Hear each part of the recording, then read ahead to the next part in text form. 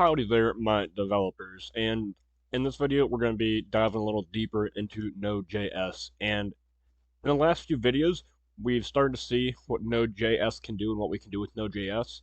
But if we want to go further and use Node.js to our full advantage, we should understand how it's actually working. So Node.js is an event-driven architecture.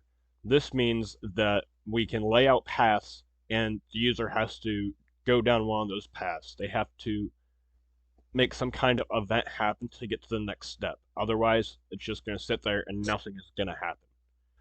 So pretty much whenever we're making a program or application with Node, we're building these little roadways and we're setting out specific routes for the client to go down and certain things to happen when a client goes down that route. And this has a lot of advantages. So in any program, you got to think about errors and things that can go wrong during a sequence of events. And because we know and create these routes, we're able to catch and handle those errors way easier than you would on average. So I like to think of it as just like a regular road. So you got potholes in the road, and since we're the ones making and building and maintaining those roads, we got to make sure we cover up those potholes so that someone doesn't hit it with their car and mess something up. So Node has a certain process it goes through when it starts and runs the application. So first thing it does is it initializes the program. After that, it executes our top-level code. And top-level code is just any code not inside of a callback function. So simple as that. And then it requires our modules. And in a different video, I'll talk about that, but it also loads modules in a certain way.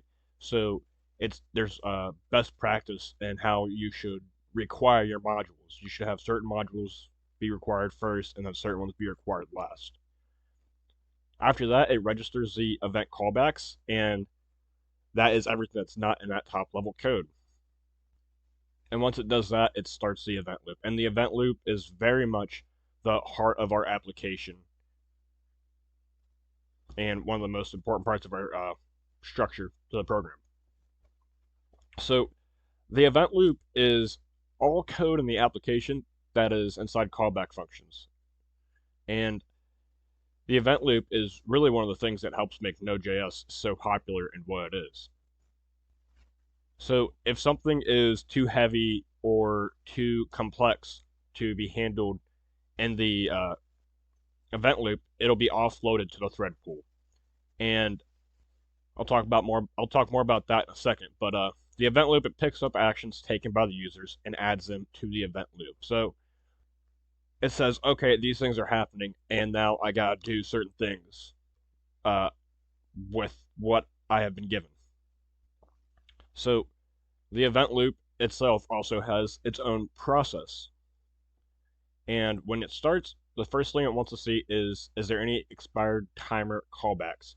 And these are just pieces of code that are meant to be executed after a certain period of time. So like if you're using the set timer or set time function in JavaScript and you want things to happen like 10 seconds after a certain event occurs, then that's what that is. And then there's IO, polling, and callbacks. And that mainly deals with stuff like networking and file access, and the IO literally stands for like on and off. So after that second phase, what Node wants to do in the event loop is set immediate callbacks.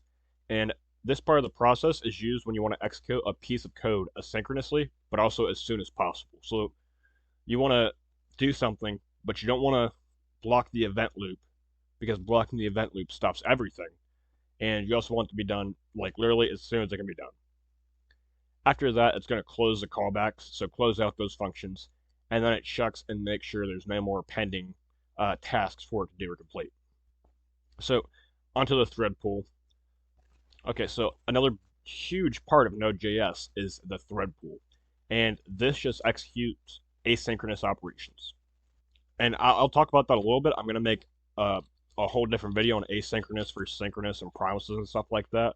But all asynchronous programming is code that will return a promise. So you're gonna have to have that code. Okay, so let's say it like this: you want to send a piece of mail and you're going to want to get something back, but you got to give it to the mailman, and he's going to go and do his thing, and then something's going to come back, and you're going to want to give that mail to your client. I know it's a bit of a weird example, but it comes into play when you think about blocking and non-blocking events in Node.js. A big thing is not blocking the event loop, and that's where the thread pool comes into play. And so as you can see in this next part right here, a thread is just a sequence of instructions. So if we block those sequence of instructions, it's going to screw our whole program and application up, and we can prevent ourselves from doing this by using asynchronous code. Node also runs in one thread, so that makes it that much easier to block the thread pool. And the thread pool, it's also called the worker pool. So think of like all these people and workers walking down this long straight hallway. If you block off part of that hallway, then the workers aren't able to do their job and get to that finish point and complete the task. That's as simple as I can think to put it. But yeah, no, you have to. I cannot stress the importance of not blocking the event loop and stopping the thread pool. So I'm going to make a part 2 on asynchronous programming and then promises and stuff like that. But I wanted to kind of start to look under the hood a little bit in Node.js and see what it's doing, how it's working, and what's going on. So I hope you enjoyed, and I hope you learned something new here. Thank you for watching. Feel free to like, subscribe, comment if there's something you want to tell me, or if there's any questions you have you want to ask, and have a nice day.